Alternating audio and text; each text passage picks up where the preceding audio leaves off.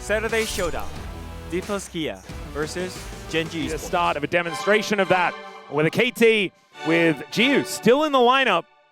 Whether they're going to be able to show us that they've managed to solidify this roster and find a little bit of added synergy to bring them over the line. I think a lot of focus is going to be on Giu and Effort because they are matching into FaZe and Carrier, who have been nothing short of spectacular in a lot of these T1 games, so pressure will be on. Now, a lot of time, if you're on second pick, it is just Orianna, Cassio, Vi, all the bans. Lee Sin going to be taken away from Owner here. That's an interesting one. So the Jarvan stock's also going up, but like you were saying, the Vi is basically the must ban. I think Ryze and Jarvan have been really popular first picks recently in the LCK. The Nocturne being left open is something they're going to deny. Owner has been spectacular on this pick across his career, so they don't want to give it over to him. Nocturne Nico has kind of been coming back into prevalence, so maybe that gets a look in.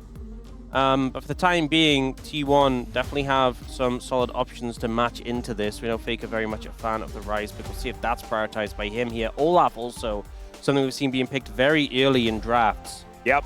They can also grab the Jarvan as well if they'd like to, but the Yunara Lulu to come out very early here for T1. Last series when Nocturne was picked, and then it was into Yunara Lulu specifically because you don't want to give over Lulu Nocturne. Can be a bit worrisome. I wonder if KT's game plan here, do you end up picking up the likes of the Nico in the bot lane and getting a pairing for that? It looks like they're just going to slam the Olaf for perfect and pick up the Ryze for BDD. That's a lot of power. Awkward for T1. You could only respond to one of these three that have been picked. If you want something like the Jarvan, which is good into Olaf, you have to take it now. If you want something like the Syndra, it's good into Ryze, you have to take it now. Jax, Kled. Yeah, Talia. There's a bunch of things that you'd like to be playing. I think just locking a jungler makes the most sense and force KT to split the bans between both top and mid lane. Yeah, I like the Jarvan because it limits all of these mobile picks you can take. We obviously saw in the last series, Ash Seraphine into Jarvan wasn't a good time, and Ash Seraphine would be super high value with his team comp. It also means that Olaf just has a harder time playing the game because obviously Cataclysm, you can only get out of it with a flash. One of the few pieces of CC that works against him. Now, I do think Nico should be something you think about. I think Ash Seraphine is also something you can think about. I think with the Jarvan we saw, the Ash Seraphine wasn't able to find the same amount of value. Yeah, you're right. I feel like with the Jarvan, you're probably not going to go for that. But I think the Nico maybe could be something you don't want to deal with. And Nautilus going to be taken off the board here. Effort not allowed to play his most played by a country mile. I think we haven't seen that much Anivia recently into the Ryze. It's kind of just disappeared as a counter, but specifically when there's the Olaf there as well, the wall has a ton of value, so I think it makes sense to ban that one away for KT. Yep. I think that is more of a ban for the Olaf is what it feels like to me. But that does open the door for Doran to play a whole bunch of different things into this Olaf in the top lane. It's going to be a tough one for them to mitigate based on the one remaining ban that they do have available. Maybe it's just Syndra. Maybe double down on making sure that this Ryze is as comfortable as possible. But we shall see. The Karma is taken away from Effort, so they're not going to be allowed to play that one. That Nico's still up and available if they want it. No Ezreal Karma as a possibility, so getting rid of that as an option. There's still the Caitlyn available, which is pretty strong. Yep. We have seen Jhin priority fall off a little bit, but Jhin is playable here as well. I'm sorry to say, Max. I disagree. It is the Syndra ban, so taking away some of the tools available into the Ryze. That Talia you mentioned before is still an option. And the Jax is what they're going to go for first. Yeah, I feel like Talia, though, when Olaf's in the game, feels bad, so maybe they'll forego it for that reason. But Jax comes through for Doran. It's been one of his best picks as well. He's one of the greatest teamfight Jax players that we have here in the LCK. Yep, so many massive plays made by him in the past. Interesting that they end up going for this Olaf and not protecting it with the bans. They pick up the Ezreal. They go on Ezreal Seraphine, which we've seen kind of come through when a lot of the like the Bards and the Karmas are taken away as a popular pairing. Obviously that ult on top of the rest of the team fight pretty strong. And now what is Faker going to take here into the Ryze? But a lot of dive threat as well in this composition. Yeah, I think he has a lot of different options. Of course, Faker has played basically everything under the sun, but the Ahri is what he's going to lock in here. We've seen Ahri priority rising a little bit. Last series as well. Obviously, a lot of momentum available to it, a lot of pick potential, but just the safety it brings on this pick. Hard to catch it out and when you're into a Nocturne, makes a lot of sense there. Yeah. So I think T1 probably coming out very happy with what this draft looks like. It's in fact so similar to what we saw out of B&K FureX in their final game of the last series. But it is going to be accelerated to game number 1 this time around. Perfect on the Olaf, though, is going to be scary if this Jax cannot hold him down. And we know Nocturne's power is very, very high. Plus the map mobility of this Ryze with the Realm Warp is going to be a huge deal. I think the KT certainly have some power in this draft, but the cohesion for T1 and the team fighting that they are going to be capable of with this roster, not to mention the fact that FaZe is playing a hyper carry, and that is always a recipe for disaster for all of T1's opposition. Dangerous to deal with, and you know, a lot of the tools to shut him down, things like the Room Prison or the Encore, there's going to come a point in the game where there's a probably a cleanse and a Mikhail's available to him. Yep. To make him hard to deal with. I think a lot of this game is going to rest on the momentum, especially when we look at the top lane matchup, which has been very much a feast or famine situation. Exactly. We'll see whether Perfect can play out this Olaf in the way that he's supposed to and get themselves an advantage. Let's get into the Rift, game 1 of the Telecom War. 미니언들이 생성되었습니다. All right, ladies and gentlemen, here we are. Onto the Rift for game number 1. It is Telecom War time between T1 and KT. One thing I do want to say is that Giu did manage to get his best pick so far on his time with KT. His Ezreal has definitely been his best performing champion. So that is good news for KT. This might be bad news, as Cuz is going to have his blue buff likely stolen away. Yeah, nice little pickup here for Owner, if he can get this and get out, which should be possible. Pulling it down here, build a smite and get it before Cuz even sees it. Yeah, Cuz is now going to be making his way over, but Owner is already on his way out. So Cuz will get that bad news straight over to the Gromp, and was spotted on that ward as well. So extra information here for Owner and T1. Great start in the jungle. And speaking of great starts, this bottom lane not going very well at all, as Effort just gets his health bar halved. Yeah, I love the aggression from FaZe and Kerry, using their movement speed of the heal when FaZe has a passive stack just to step up and get some good damage down. There's a lot of poke from the Ezreal Seraphine, but the all-in, the sustained damage is really there for the Yunara. Oh, look at this salvo here. At least Giu manages to hit one of those Mystic shots. One thing is real bad. The cleanse from FaZe, which is super high value this game, but it does mean, even though the health bar is a little bit higher for him compared to Giu, has to respect that barrier potential that can come through. Well, it might be talking about that right away, as surround sound here from Effort will be able to keep Giu's barrier up and available.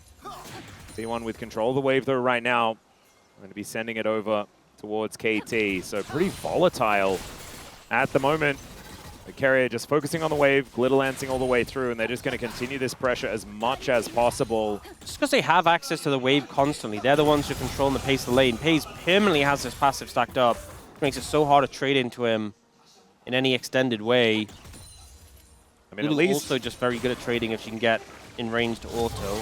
Yeah, at least KT have managed to soften up this Yunara somewhat.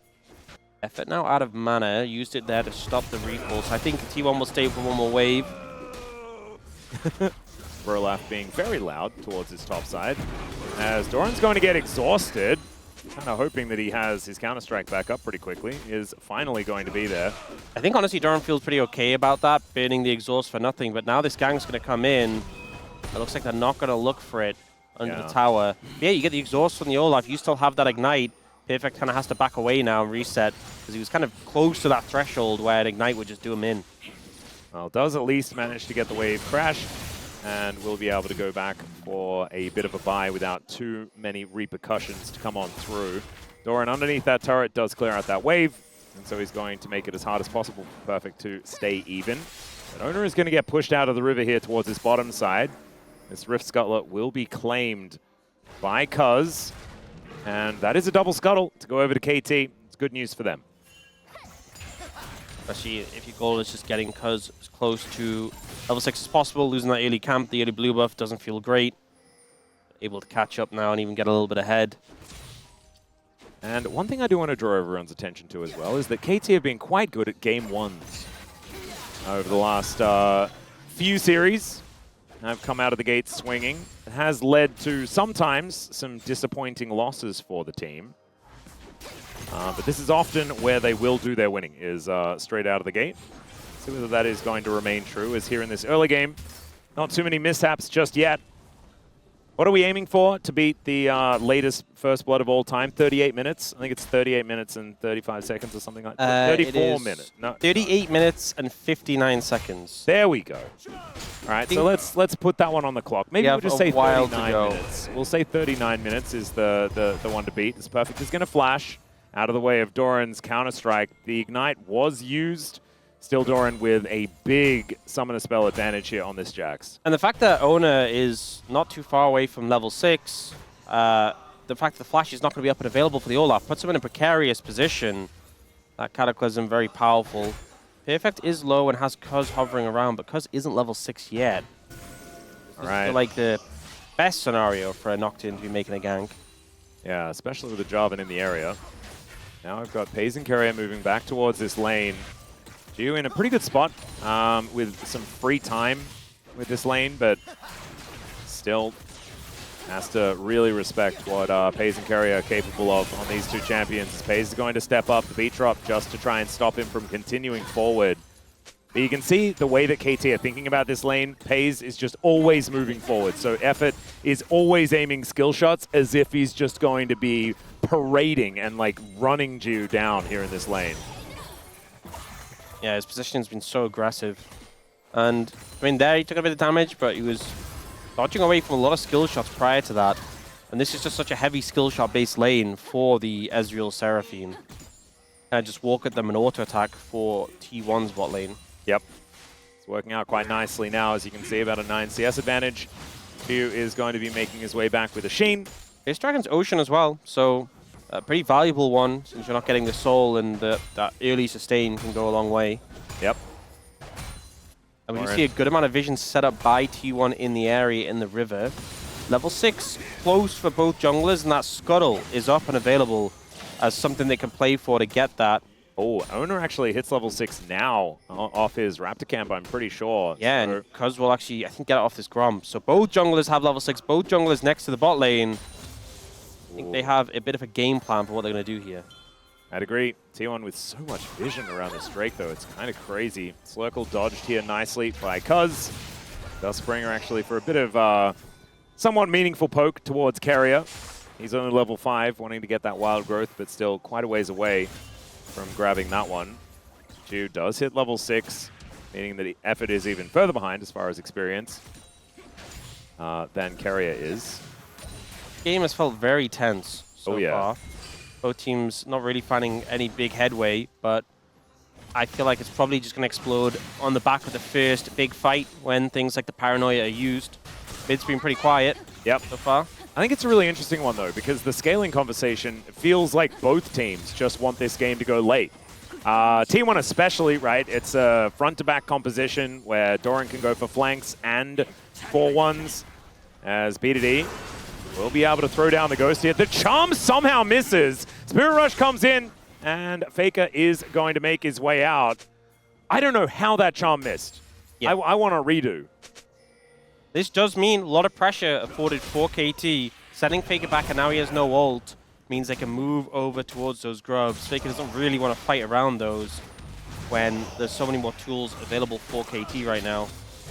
Oh, perfect. Actually finding a really good trade here against Doran. The Exhaust doing a bunch of work as the Realm Warp gets interrupted. The Flash not available here for Perfect, so he can't find his way in. Paranoia comes down though, and there is First Blood. Good Charm this time from Faker, but even the True Shot Barrage is going to almost kill Doran, but it did do a fair bit of work there towards Faker at the same time. And KT biting off a huge amount here. They'll also get the grubs on top of a pretty noticeable 800 gold lead.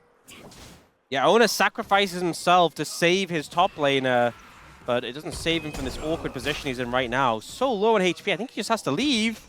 Yeah, a couple more undertows and he would be dead. So Counter-Strike not going to be helping him out on that one. And so Perfect moving back into a great position here in this lane. 4 CS up, but he was trailing in this lane, and it looked like Doran had all the pressure. Yeah, the summon advantage was there for Doran. Had to flash away from that situation. Perfect didn't even have his to follow. And honestly, Cuz maybe could have just paranoid into Doran and finished him off, but goes for Ona instead. Gets his flash and takes him down. Big reward on the back of that play. Well, now you got Gio holding a wave towards the bottom side as well, but let's check out this play one more time. I mean, I think you just look at how utterly dead Doran is if this Realm Ward comes through. Yeah. And then, unfortunately, the RE is there, but doesn't offer a ton of backup without the ultimate. The fear comes through, and Ona is just Not a whole lot he can do about that one. And so KT, I feel like this has so many flow-on effects, right? Because BDD now has an assist. It was his lane opponent that had to turn up without ultimate in order to try and fight that one back. So it's not like Faker was getting any advantages while that was all going on. And Cuz is on a Nocturne where that first kill went over to him. Doran actually finding a great angle towards Perfect here, though. Ragnarok not actually used. Yeah, notably, Doran committed the ult. Perfect didn't, he held it. So Doran may have a bit of pressure there, but you do not want to hang around when you have the ult disadvantage. Dangerous position to be in now. Okay, Ona does put the control ward down first. I thought he was just going to blast Cone straight over. But he's a Jarvan, we'll be able to get out. Because going to be a smite fight for this. Yeah, there's a Cataclysm from Ona. Gets himself straight out the back. That is going to be the steal to come through. The Encore, not exactly the best. The Wild Growth, not going to be enough to save this Jarvan. And down will go the Nocturne as well. So 1-for-1 in the fight. And there is the kill for Pays. Jiu has to get himself out of here, but I don't think he's out of the woods just yet. As Faker trying to get over that wall, not going to be able to do so. Decides not to use the flash. And now Jiu taking matters into his own hands. And they are immediately taken out of them as Pays puts him down. Dragon secured for T1 in the fight afterwards. Gold in the right places. 2 kills for Pays, 1 for Faker. And just a great cleanup in the aftermath. I think too much of KT's focus was onto Ona. And he did his job. You know, he got the, Doran's in trouble. Oh, there's the flash over as Doran. Is he going to go over and over once again? He is not. He is just going to die. BDD is going to be gifted this kill. As, yes, fishing in the barrel, and third one's the charm there, as the Ryze is going to be able to take down this Jax, and Perfect now might be able to grab some plates, but instead deciding to go back home. Ona is here. I mean, it's technically not a solo kill, but that's only because Perfect is very generous. Yes. Doran didn't have his ultimate available, didn't have flash, and just gets run down by Perfect. This is not the first time we've seen one of these Olaf counters fail, but not a good feeling for T1. But this fight was phenomenal for them. Ona goes in and they try and hold the health of the Dragon. He gets his big combo, and they commit so much onto him. This Encore, the redirect actually doesn't come through, but even if it did, it's only onto the Jarvan. They kill the Nocturne, start getting the resets. They go for effort to squish his target to continue that momentum, and eventually it's Jiu against 3. Faker doesn't land his dash over the wall, but it just really doesn't matter. Yeah. And then this ensuing play, Jiu actually tries to make the hero 1-for-1 with the barrier, but Carrier just kites him. Yep, and isn't able to hit a couple of the skill shots there, and therefore Carrier is going to survive. This was cute though, with Perfect making sure that the Ryze is able to pick up that kill. Yeah. Both of these champions get so much stats, so much power from their ultimates, because it's not just a CC immunity for the Olaf, you get a lot of AD as well. Yep. That when one of them has the ult advantage, you can see the difference so easily. And now Perfect is, I mean, Doran's about to hit level 10, but that's an entire level above Doran. And that's because Ona had to come over and take that wave down, so Ona is ahead by a little bit. As we can see here, he's closer to level 10 than Cuz, but even that difference is not that high. As, oh god, yeah, Paranoia is up and available. There's a teleport preemptively here from Faker to understand that, yeah, Doran was gonna die. Oh yeah, and we'll save his top laner, but I mean, earlier we had Ona bailing him out. This time it's Faker. Doran is struggling right now in this top lane. Now, speaking of struggling, Jiwoo will just be able to walk this one off, but allowing this Yunara to have free access to the tower does not feel fantastic. Well, Ona is going to take a bit of damage here as Jiu just arcane shifts back towards his wave. At least he can get here to actually farm things out. I think it's so easy to avoid fighting when you see someone and having that in mind, but I think T1 doing a pretty good job there of sensing the fact that Cuz could be there any second and not overcommitting as a result. Yep. I think you always have to have that in mind when you're playing against a Nocturne. It's very easy just to forget. and then suddenly everything turns dark, and you just have regret. Yeah, you do have to just respect the fact that Paranoia can be pressed at any time. And Doran, I mean, even though he fell behind here in this lane, he's Doran, right? He won't let that get to him, and he will probably still be pretty effective as this game goes on. We've seen it many, many times. Some people are frustrated by it, others are used to it. I mean, that's the thing, is this game is not the most fantastic Olaf game, if we're being honest. We've had a lot of games where Olaf has ran the LCK, where the options to try and deal with him are very limited because you had a ton of CC, and that he just ignores it, and then you have a Jhin who can't kill him. But there's a good amount of sustained DPS in this composition, and everyone, for the most part, is quite mobile. And if you lose target access as the Olaf, remember, he doesn't have Ghost. Suddenly, you just have your ult time out, and you're kind of a sitting duck. Or a sitting Viking. Yeah. So I think it's one of these things where Perfect's being ahead is great, but it's not the guaranteed slam dunk that we've had in other games with Olaf. Well, Gio also not finding too many of these Mystic shots. True Shot Barrage is just barely going to go through the posts. Finally does manage to land one, and with this Trinity Force, they are actually hurting. There's Faker and BDD facing off here in this top lane, and Ona is already on this Rift Herald. It looks like KT are not actually in a position to fight for this, unless they're going to be moving over pretty late.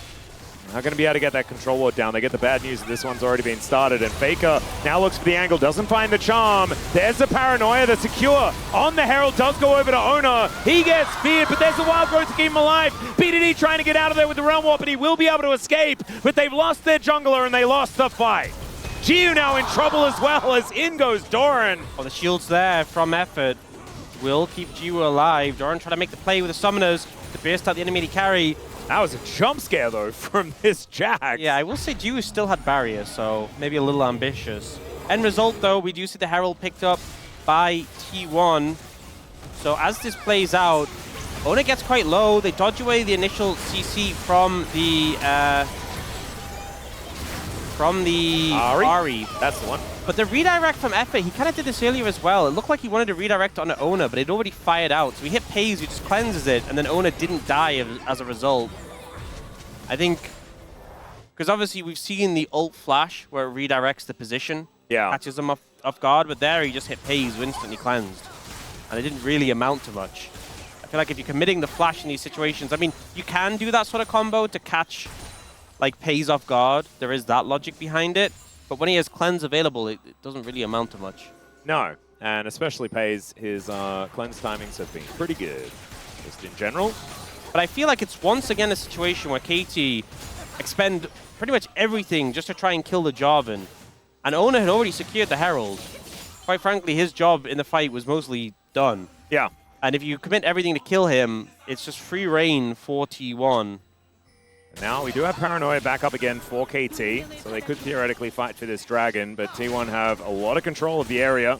Neither top laner has TP, and right now Perfect's proxying, so it seems more interested in that than being here for a fight. Yeah, Pays going to be just running towards this Ezreal momentarily. Now we do have the Olaf coming over. Yeah, way faster than Doran, actually. So this might be enough for KT to Wait get... a second. He's going to get spotted on this control ward. I don't know what he's supposed to do about this one. The Slurkle comes in, has to use the ultimate. That means the Olaf is useless. You're fine with that, though, because in the meantime, KT picked up the dragon. So there you go. You kind of pull them away from it. And it's a Chemtech Soul. My bad, I was focused on the Olaf. Makes sense. I do think there's a couple of champions here who get a good amount of value from it. I mean, honestly, Olaf is probably the best user of Chemtech outside of Mundo. Or Aatrox. Or Aatrox. Aatrox is pretty ridiculous as well. Zahan is another one. But it's perfect playing Olaf, which I feel is just Zahan and Olaf mixed together. So, yeah, so Perfect doesn't have ult, but does have flash, so not sure there's a ton they can do to catch him out here. Well, they're going to give it a crack. Let's see what they can actually get done here. There's the flash. Paranoia does come on through from Cuz. Does have the spell shield, but he's inside the Cataclysm. He has to flash as well. There's a teleport in from Faker on top of the flag. All 5 members of T1 are here in this top lane. So we'll see BDD and Gio pushing in the other lanes, but 2 flashes burn for T1 feels pretty nice, and they'll move down, try and cover, but that mid-tier 1, is it going to go down? Oh, not quite. Not quite, but some good damage done.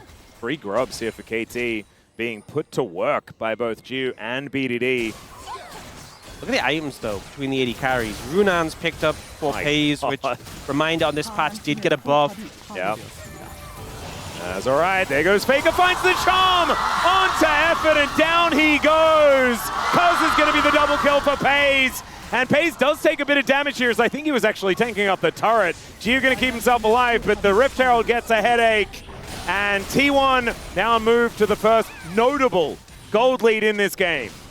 It's funny that we had a game in the last series where it was Seraphine into Ari, and it just felt like that fodder that you can just one-shot for a reset. Yeah. Good driving from Ona there to connect the Herald. But yeah, 3 pickings for Faker. 2 kills picked up in the mid lane, mid tower down, bot tower going to follow. Jax hit the tower is exactly what Doran wants to be doing. Feels so satisfying. Let's have a look at this again. Just didn't have the defensive vision, didn't have the ward over the wall. Effort gets completely exploded. And then only because G was playing specifically Ezreal is he able to escape here. And Faker is now just moving around the rift, looking for the next option. And will be able to head towards his top side to answer this Olaf. Looks like Perfect wants nothing to do with this. No flash, no exhaust.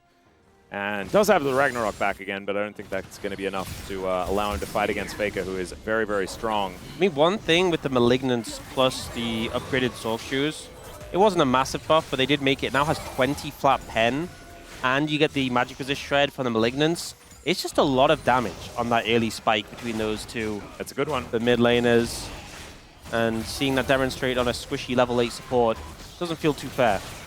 Yeah, another thing that's not too fair is the fact that at 20 minutes, BDD has 137 farm. Sorry, 237 farm. I'd say 137 farm. That wouldn't be very much. Yeah. But 237 is quite a lot, as he's hit his 2 items as well. Wants to get towards Actualizer, and this is a composition that is going to be very happy doing damage later on in the game. Ezreal scales pretty nicely. Oh, BDD is actually about to hit level 16 as well. He's level 15 already, and the row is at 9 stacks. Yeah, he's a monster. BDD is, as you said, a monster. Extremely strong. In fact, he's already like a full level up on Faker, like a level and some change, before the Rod of Ages kicks in. That's kind of insanity. Going to get a lot of value out of that one as well. You can see if it does actually connect. Here's the Paranoia as well. Onto the Jax, the Realm Warp just to get over the wall, and BDD, he doesn't go into it. He's just going to execute. Doran says goodnight, and is now going to continue pushing here in this bottom lane. Who answers this Ryze? I'm not sure, honestly, and the fact that they could go for that play in T1, not in position, not confident to set up the Baron, feels pretty bad for them. It is also the Huni Baron. Of course it is, so That's they're going to start it now. Cuz doesn't have flash, doesn't have ult, and he's only just now recalling. Owie. But they get spotted by the 2-shot barrage, and that's enough to force them away. Pays wasn't actually hitting the Baron yet, so yeah, I think think get any assistance from him. when it's Huni Baron as well, I do think that as soon as you're spotted, get out. Do not risk that, as the health bars can be low. Yeah, okay. Oda doesn't know! Oh no!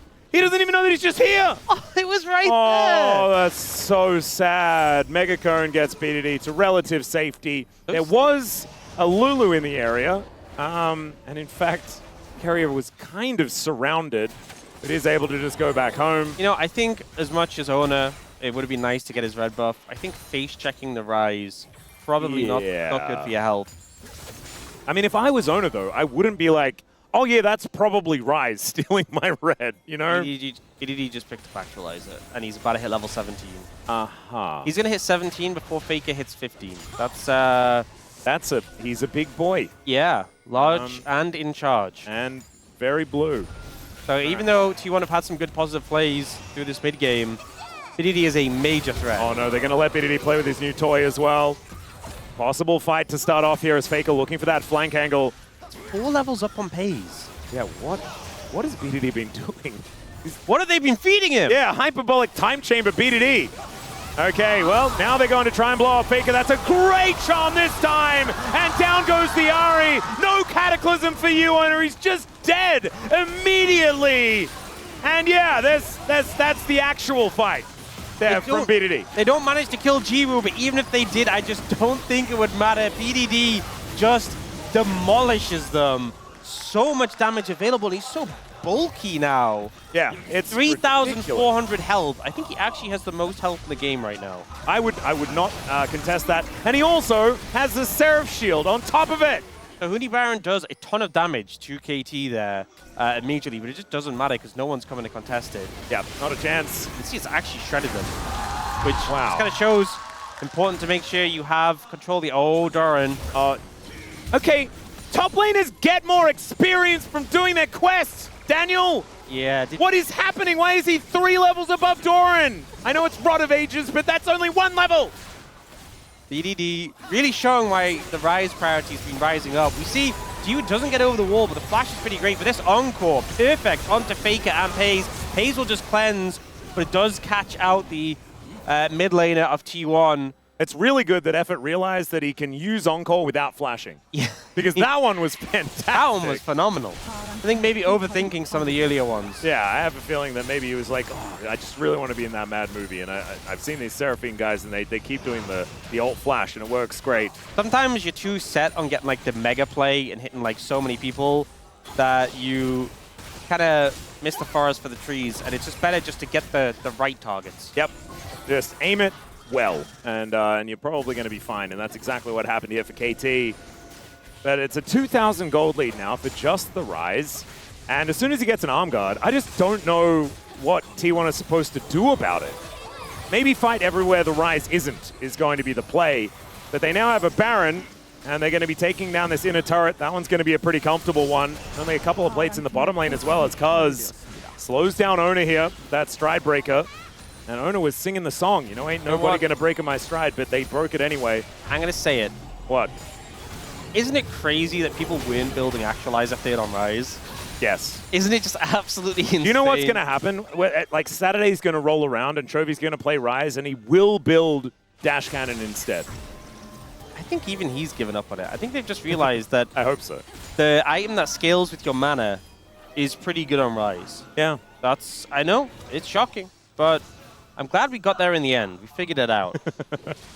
Oh, BDD going to be respecting Faker Well, I quite a lot actually here do in have the some mid good lane. news. So Oh, yeah. BDD's about to hit level 18. He can't level up anymore after Oh, that's that. true. Won't have even more of an advantage. Yeah, there we go. So he's capped out in terms of levels. I think what just feels so unfair about this matchup is just look at BDD's health bar compared to Faker. And bear in mind he has a Sarah shield as well. I mean, and Ari is a burst mage. Yeah. I mean, look at BDD's health bar compared to anyone. He's absurdly strong.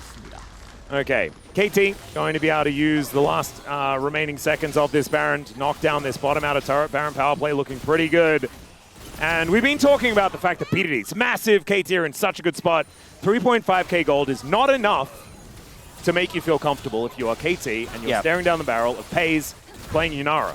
It has been the bot lane for T1 often the big factors in their... Wait. He missed one Q, and therefore Faker lives. He doesn't have Actualizer.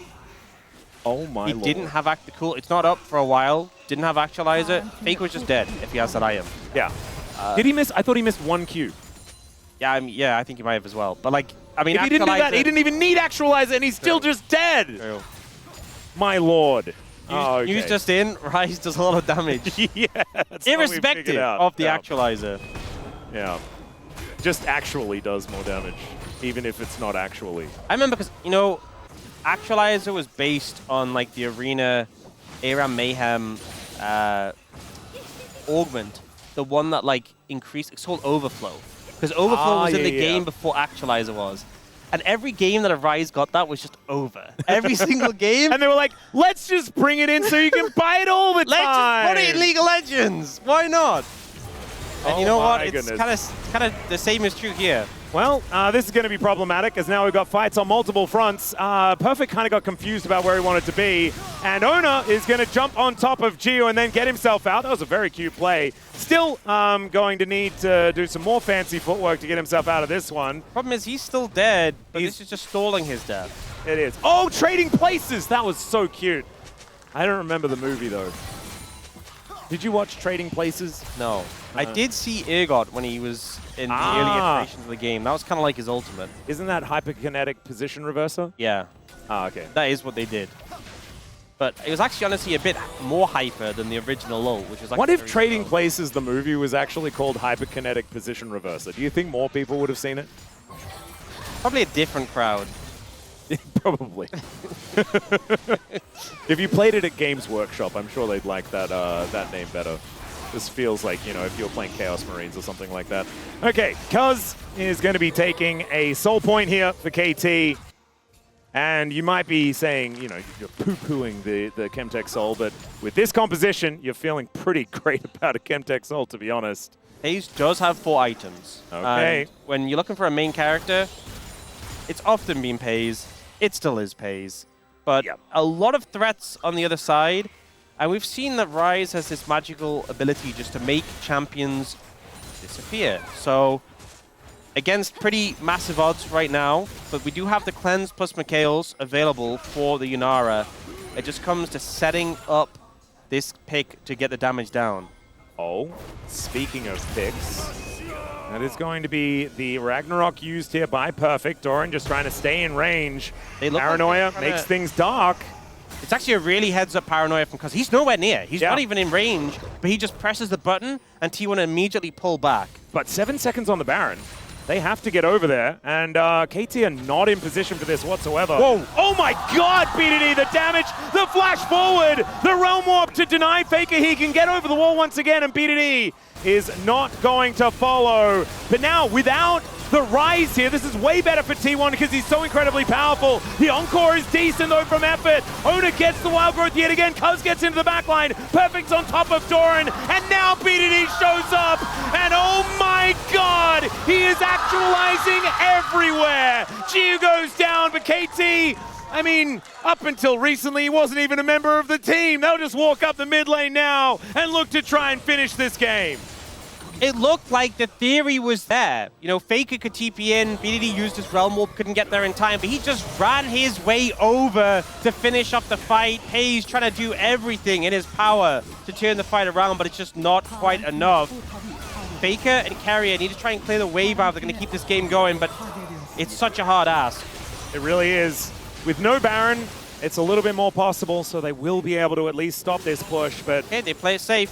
yeah, inhibitor goes down. Let's have a look at this team fight again. So, BDD actually has nothing when he's coming over. He had Path on the Ghost, so he just goes to run over. In this fight, Doran starts to get focused down. The ult, the Encore is pretty good, but this disruption, the Cataclysm into the Wild Growth is massive, and then BDD arrives and just starts laying out the damage.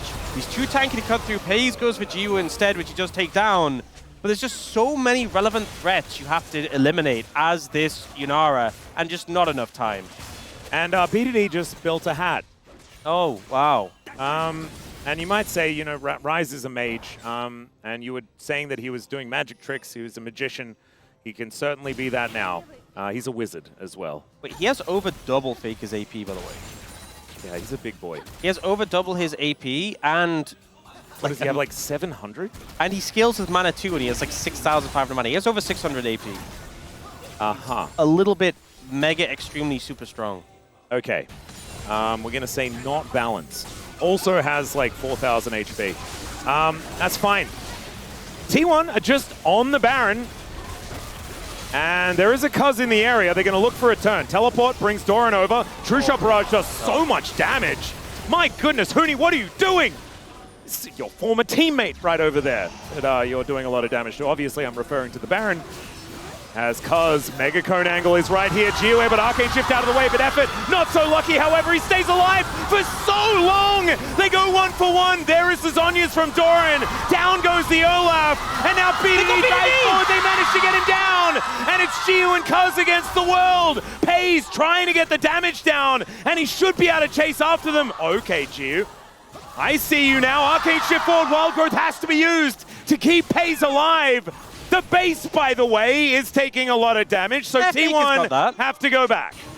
Such a tense fight from T1. They managed to take down BDD. This raid boss, we thought that was unstoppable.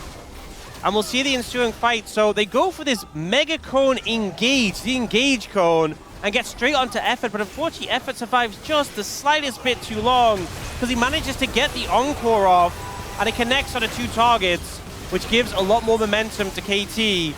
For this ensuing fight, this stun into cleanse charm was from amazing. Faker. There was still a Seekers there, by the way, for BDD, but the CC layering meant he didn't get to use it. This raid boss goes down, but they're just not able to find more.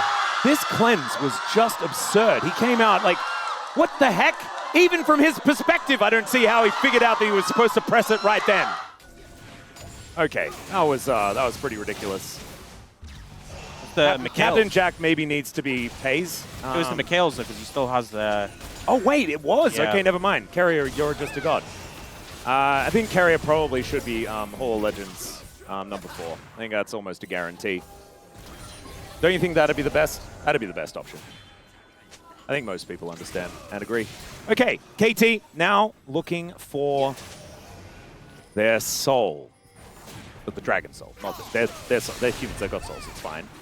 A lot of bulky targets on KT. If they get this, it's going to make it harder to take out. Ona's going to go for the jump over the wall. And Oh, they can see it. They can see it. They know what's happening here. The rest of T1 will jump on over. Doran gets in there. There's the paranoia as Ona right into the back line, but he just explodes him. Cuz dives in, secures the dragon, and now BDD with this soul is going to go golden first. Giu now able to take down Pace to his GA. I don't know where Doran just went. I don't know what all these numbers are looking like, and Carrier is just left alone. It's a triple here for Giu. KT secure the soul, and they'll secure the game. T1 Megacone in, ready for the fight, but they are not ready for BDD. The damage he is dishing out in this fight just decimates T1. They'll get the soul, but they're not going to have much of a chance to use it as they look to end the game.